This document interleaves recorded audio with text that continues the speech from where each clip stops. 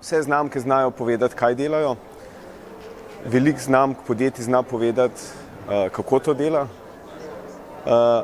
Majčkeno večji izziv pa postane, ko se enkrat vprašamo, zakaj prav zares delamo to, kar delamo.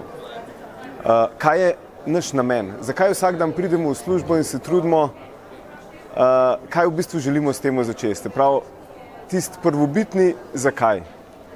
In danes v poplavi izdelkov, sploh ko govorimo o nekih zrelih panogah, kjer ne da je izdelkov ogromno, ampak jih je v bistvu preveč, je to, da kot znamka nima samo opredeljenih nekih vidnih vizualnih elementov, ampak da greš v globino, da poiščeš svoj namen in da ga znaš jasno skomunicirati in ljudi s temu navdušiti.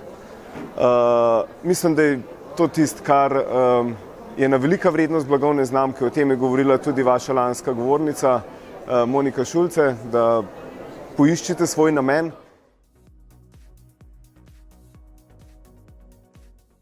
Kot prvo, tega ne moreš skreirati. Namen odkriješ šele, ko pogledaš v globino, v vse zgodovinske dosežke, od same ustanovitve dalje. Namen znamke ni nekaj, kar ustvariš, je nekaj, kar je v bistvu bila tista osnova, da je znamka sploh nastala. In to je treba poiskati.